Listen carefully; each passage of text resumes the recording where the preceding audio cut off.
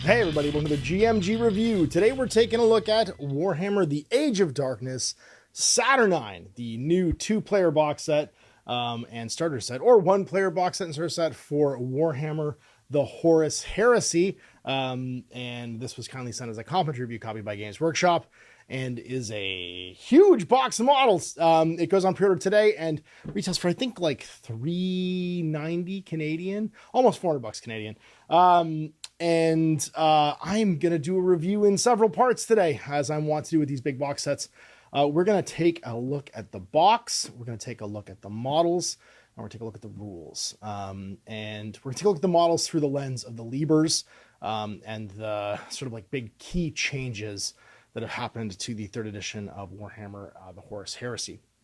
We're also going to look at it through the lens of comparing it to this guy, the previous starter set. This is Warhammer The Age of Darkness starter set, which I will be basically putting side by side with this box right here, comparing the two of them, the value and what they kind of like do as starter sets. And I want to answer two questions.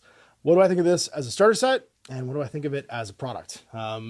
Because those are two different things and they're going to mean different things to different players. If you're new to Warhammer The Horus Heresy, you're going to care about this as a starter box.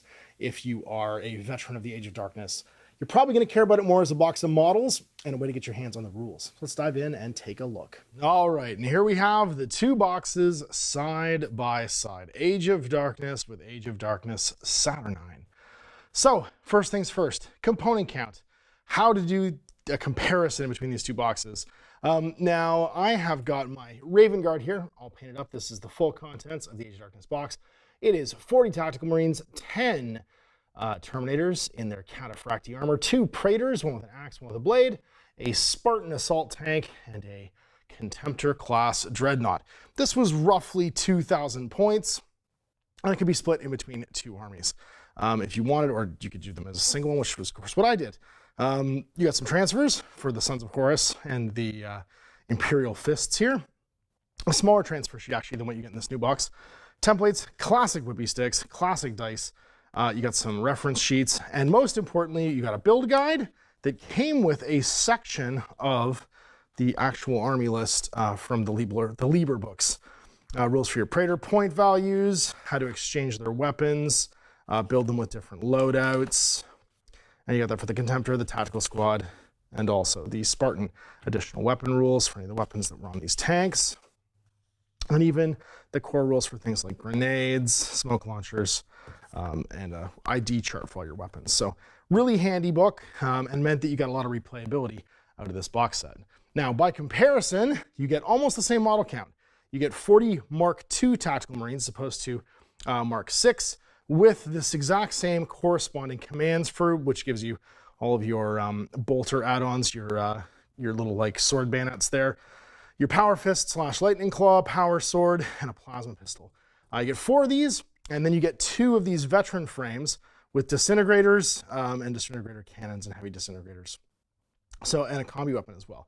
And that will make 20 of these guys into veterans, 20 into Tactical Marines if you want, or you could just do 40 and 40, or 40 and 20 if you, or 40 Tactical Marines if you want, or 30 and 10, or however you want to split it up. You get a lovely Praetor. This is the Saturnine Praetor in Vulcan's like experimental Saturnine armor. And you also get a Centurion, and now he's got his Power Maul here as a single weapon option, but you do get a like a big hammer, Saturnine hammer, and axe. So you have 2 build options for this guy right here, and a couple different heads. We get the centerpiece model. Now, this is comparative to the Spartan in this box set. He is a big mamma jam. He's going to run about 400 points, about the same price as the Spartan in like game terms, and has a variety of weapon options and comes on the most like frames and pieces of any kit here. We have our accelerator autocannon, like special turret, which is our other gun emplacement. It's kind of comparable to the Contemptor in this box set, although not quite. It's not quite as many points. Only has a single build option. And then we get 6 of these Saturnine Terminators. Now, these are on double frames, two identical Terminators, but have a variety of different like arm options to make them slightly different. Accessories. Well, gone are the red whippy sticks, but in are tokens.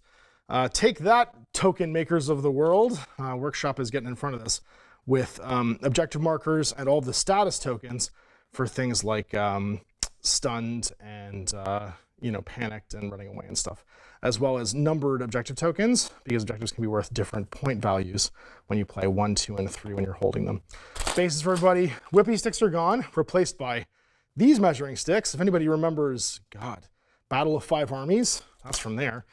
We get a slightly less comprehensive, but slightly more, I would say, project, if you're a project manager, written reference compendium. Like, for instance, it has all the charts from the rulebook, but doesn't actually tell you how to charge.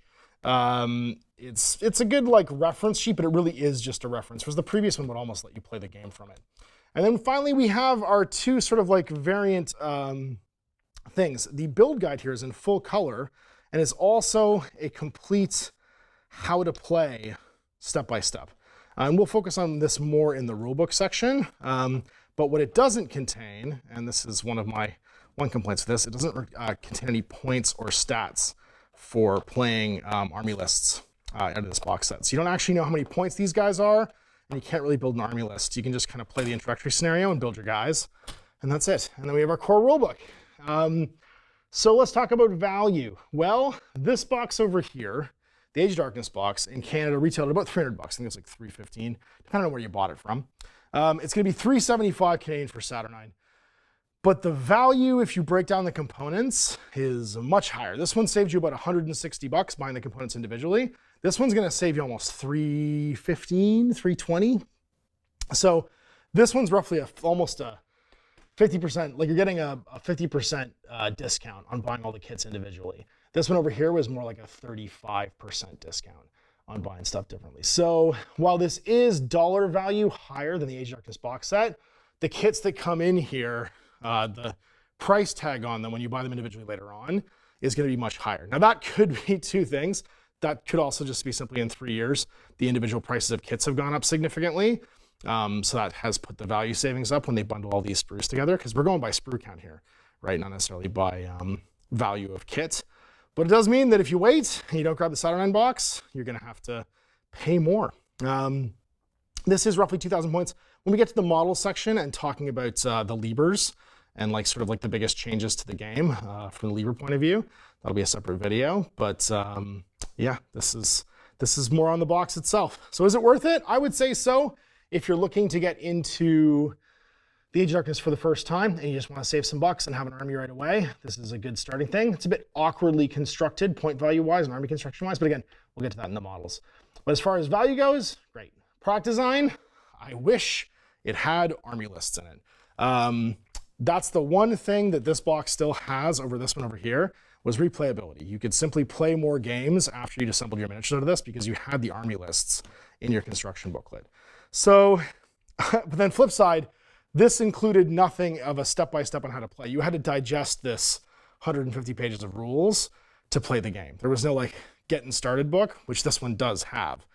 So it kind of is a wash. You have more replayability out of this one for a veteran player, but at the same time, if you're a new player, it didn't hold your hand as much. This one holds your hand more, but you don't quite have the same replayability without getting the levers afterwards.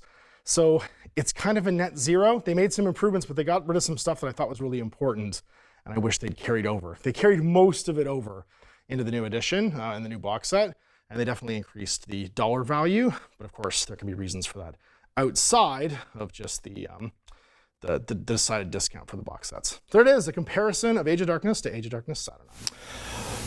So we're going to look at the box set Warhammer Age of Darkness, the Horus Heresy Age of Darkness Saturnine, and its components and layouts. So what do I think of this as a starter set? Well, it's funny.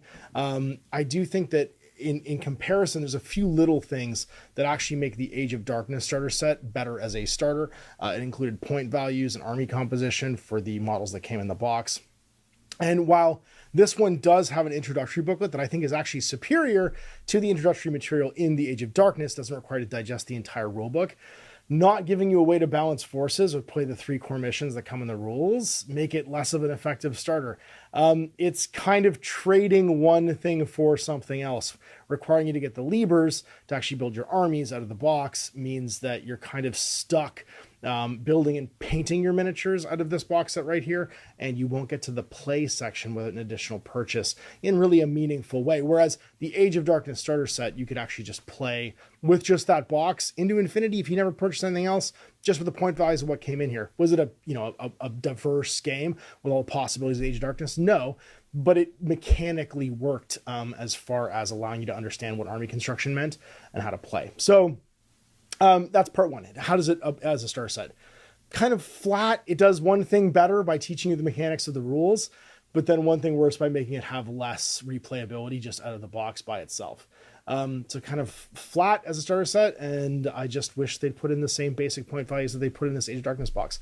Now, how is it as a value of box? It's basically 50% off the models. Once you're paying for the rule book out of this box set, and let's say just the Big Dread and the Terminators, the rest of the box is effectively free. And that's going to add up to, if it's about $400 Canadian, it's probably about $400 for the free stuff. So you're looking at, just under $1,000 probably Canadian, in materials, if you don't count the tokens and the dice and the, jacked up whippy stick, the weird folding whippy stick. Then yeah, it's a great value because that's what these boxes do, is they get you a whole bunch of miniatures in one go. And it really is commensurate with the miniatures that came in this box. You get the 40, Tactical Marine bodies. You get the same amount of command sprues if you want to make them all Tactical Marines if you want. You get the excellent veteran sprues to make them all have disintegrators. So 20 of them can be veterans. And you get 2 heroes. I do wish it does mean, we'll talk about this in a future video, but it does lead to some awkward army construction. So there is my thoughts on the box set itself. If you want to check out the videos today for the rule books that come in here, that will help you understand a little bit more about what I'm talking about when it comes to the comparison of like the previous box set and this box set, because I'll put them side by side. And I'll be going through my top 4 big changes in 3rd edition Horus Heresy that I think are super important. And then when we talk about the actual like levers and army lists, that will be the last, the model section where we talk about the models come in this box and how to construct a just roughly 2,000 point army out of what comes in here using the new levers. So big thanks for watching. We'll see you for more GMG reviews. Tell them Ash. Have a good one.